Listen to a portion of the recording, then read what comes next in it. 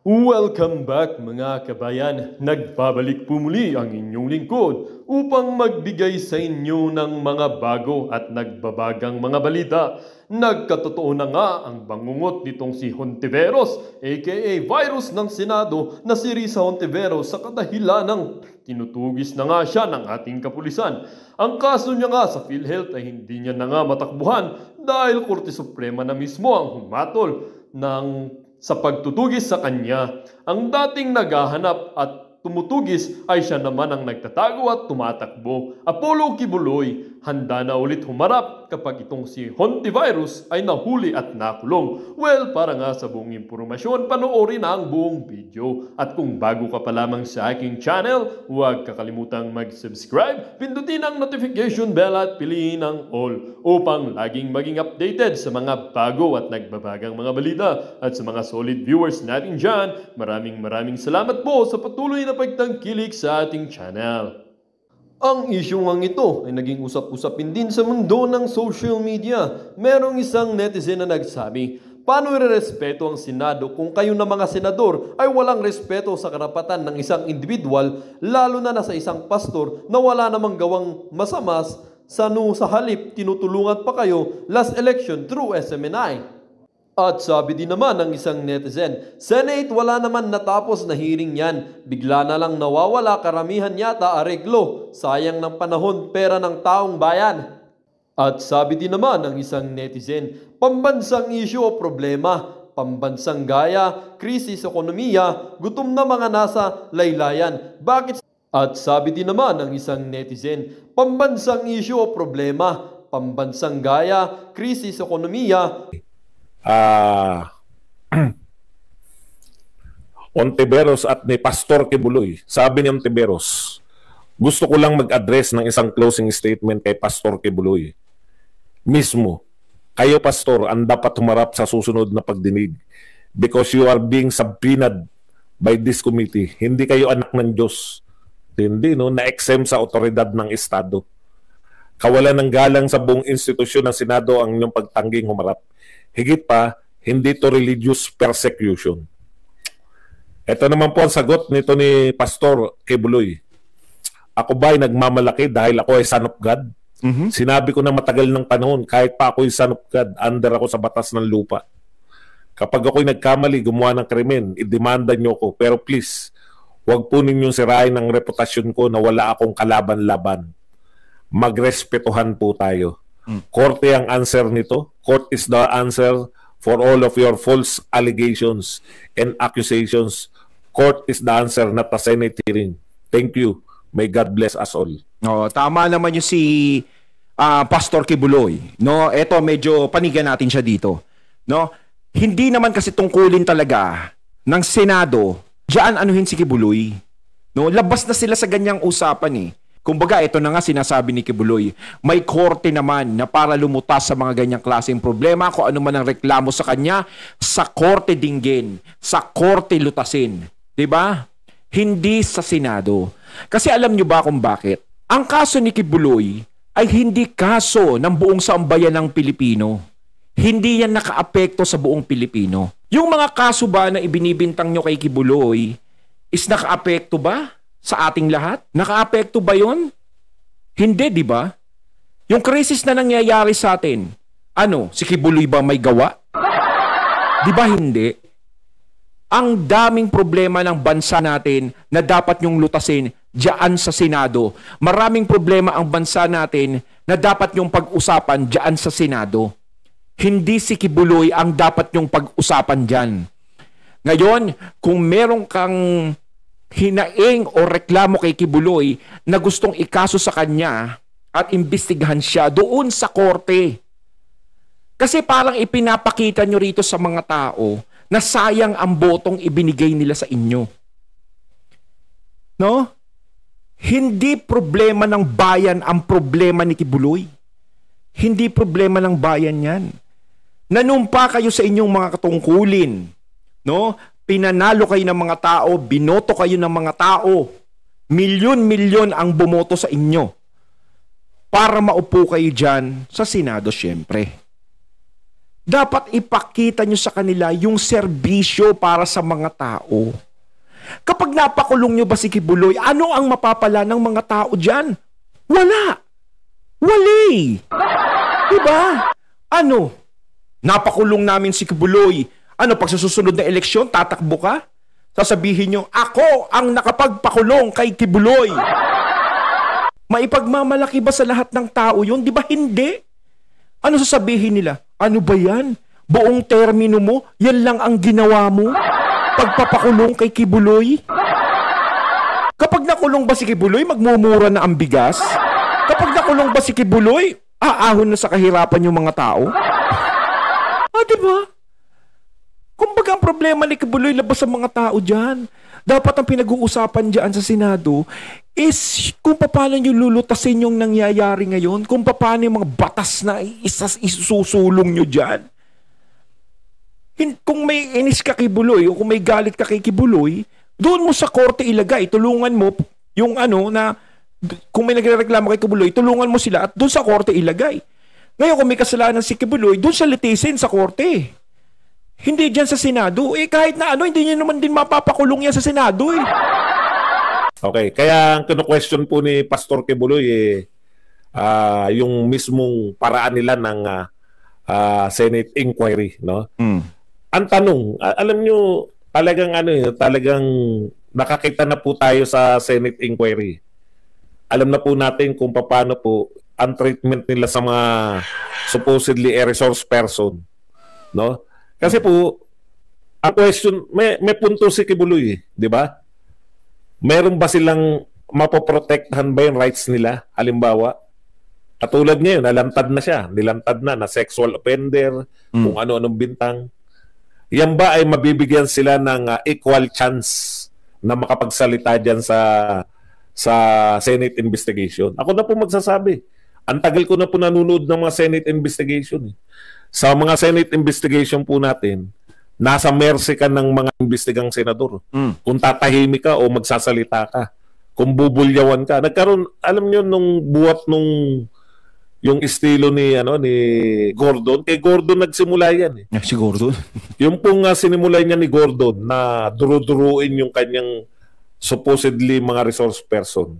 Ano po ang ginawa ni Pangulong Duterte nung para ipagtanggol yung mga tao ng gobyerno? Ito i-real talk natin to mga senador. Nakita po natin yan. Hindi po ako against sa Senate hearing, no? Pero ano kasi yung ginagawa nyo sa Senate hearing? Supposedly, ang Senate hearing is in aid of legislation para kayo matulungan na gumawa kayo ng batas. Di ba? Hindi po for persecution. Hindi nyo po trabaho yan. Tama. Yung persecution. No? Pero kami, ako sa kapapanood ko nitong nung mga nagdaang Senate hearing, nakita ko na lalo na nung dumating na sila Tulfo. Biruin mo yung bilyonaryo, binulyawan. Sino na nga yung si Consundi ba yun? Grabe po Kumbaga, buhat po ng pinauso yan nila Gordon na pwede mo sigaw-sigawan yung mga resource speaker. Naggaya na hanggang ngayon po. Wala nang galangan sa Wala nang galangan sa Senado Ang tingin nila sa mga kaya nga po ang tawag hindi witness o resource speaker. Bakit po?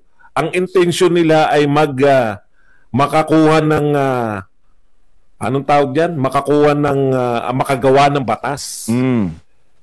Hindi sila witness, hindi sila accused. Walang ganun. Daig mo pa yung akusado sa Senado Kahit naroon ka lang, inimbitahan ka lang. May punto po yun. Kasi nakita na natin yan O ano po ginawa ni Pangulong Duterte para protektahan niya yung mga tauhan niya? Hindi niya pinadalo. Ano sinabi? Nagsampa sila sa Supreme Court, yung Senado. Nireklamo nila si Pangulong Duterte na bakit hindi pinadadalo yung mga O ano sabi ng Supreme Court? Bawal. Ay tama si Duterte. May karapatan siya bilang Pangulo. Ito ngayon ang problema. Alam niyo, ang concern niyo dapat, no, kung mag-imbestiga man kayo, yung oversight na tinatawag, no?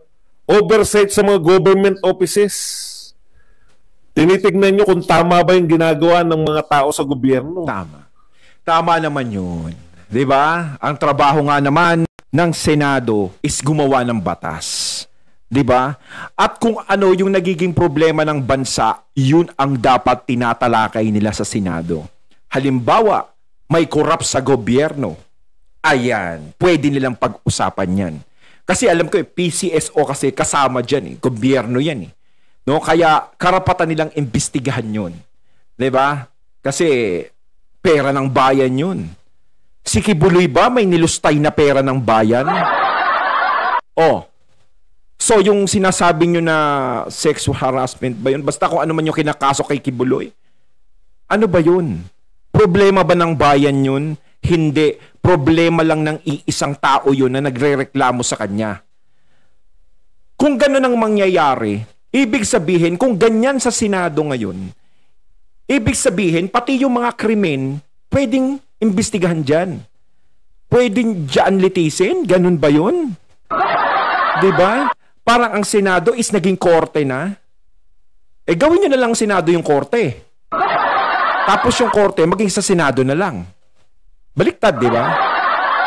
Hindi niya dapat pinag-uusapan dyan yan eh. No? Ang problema ng gobyerno, yan pwedeng pag-usapan. No, ulitin ko, pwedeng pag-usapan yan sa Senado. Pero ang problema, personal, ng tao na nirereklamo mo o nyo, sa korte dapat yan pag-usapan. Wala ni isang naging kaso si Kibuloy na nagpahirap sa bansa. Diba? Bukod na lang kung ibibintang nyo sa kanya, kasabwat siya ni Hitler dati. Ha? baka makaisip na naman kayo ng ganyan. Diba? Walang ginawa. Ngayon yung sinasabi na may baril ng mga Duterte, binigyan ni Kibuloy ang mga Duterte ng ganon, hindi pa rin kaso ng bansa yan. Hindi pa rin diba? Labas pa rin sa usapin niya ng bansa natin. Sa korte niyo pag-usapan. Ang problema kasi dito, parang kaya dyan pinag-uusapan sa Senado, parang parang makita lang na, magaling ako. Diba? Parang gusto ko ipakita sa lahat na, aanuhin ko tong taong to dahil ito, kontrabida to eh. Parang gano'n. At ako yung magiging bida rito. Hindi po ganun ang nakikita ng mga tao sa inyo. Kasi nadidismaye. At siyempre isipin ko, ano ba yan? Imbis na ang problema ng bansa ang pag-usapan, yan ang pinag-uusapan. Ang dami-daming korap sa gobyerno, yan ang pinag-uusapan. Diba? O yung PCSO, ano na nangyari? Ba't hindi nyo na pinag-usapan? Bakit si Kibuloy? Baka naman pati yung PCSO, bintang nyo na kay Kibuloy. Diba? Sa atin, sinasabi lang natin, yung nasa saloobin natin. Kayo po ay may mga pinag-aralang tao. Ang tagal nyo na po sa gobyerno, ang tagal nyo na pong senador o ano man. Alam nyo naman po siguro, yung ginagawa nyo. Ngayon, hindi po ito yung oras sa pagpapabango ng pangalan kasi maling pamamaraan. Ang magandang pamamaraan sa pagpapabango ng pangalan ay yung tumulong ka sa mga tao. Dahil yung ginagawa kay Kibuloy, hindi makakatulong yan. Hindi makakaresolba ng problema ng bansa yan. Dapat ang ipakita mo sa tao ay yung pinangako mo sa kanila bago ka maupo, bago ka maglingkod. Yun ang dapat mong tuparin at ipakita. Yun ang hinihintay nila na mangyari.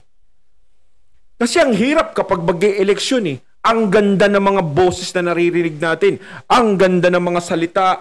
Ang ganda ng gustong ipatupad kapag nanalo. Pero pag nandyan na, mga personal na kaso yung gusto lang harapin. Na hindi naman involved sa ibang tao. Diba? It's so unfair. Mantakin mo lahat ng mga bumoboto, mga botante, nagpapakahirap pumila sa haba ng pila kapag eleksyon. Sa init ng araw, maiboto lang kayo. Pero bakit naman ganun? Diba?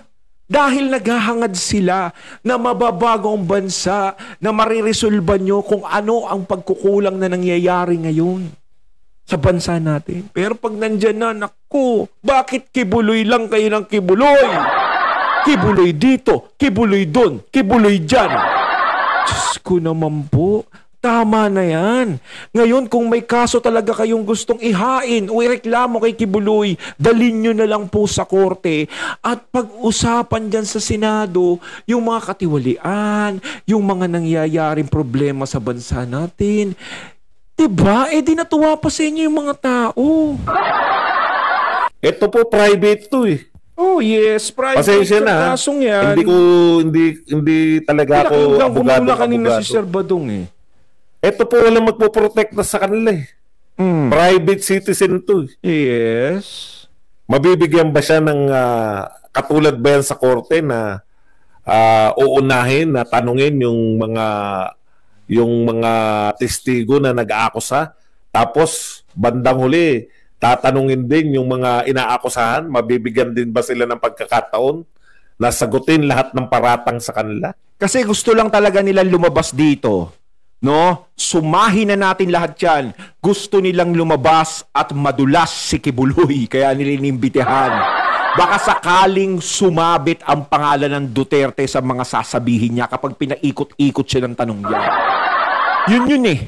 Yun yung gusto nilang mahuli. Si Kibuloy ay ginagamit lang dito sa nangyayari. Pero ang pinaka-pinupunto dyan sa ganyan ang mga Duterte. Si Rodrigo Duterte, si BP Sara Duterte, yun ang gusto dyan, yung pinupunto talaga. Subukan natin, kita mo, magsalita si Kibuloy. Halimbawa, may sabihin siya, idawit niya mga Duterte, kung gagawin niya yun, dahil wala namang ginagawa silang ganun talaga. At alam naman natin na hindi naman ganun si Tatay Digong o si BP Sara, nakukuha ng baril sa mountain. Kuha ka lang ng baril sa mountain pa. Di ba? O halimbawa, madulas si Kibuloy. O may sabihin si Kibuloy. Pustahan tayo. Mawawala na si Kibuloy sa eksena. Tututukan na nila niyan yung mga Duterte. Sigurado yan. Eh nakikita natin sa Senado, depende sa senador.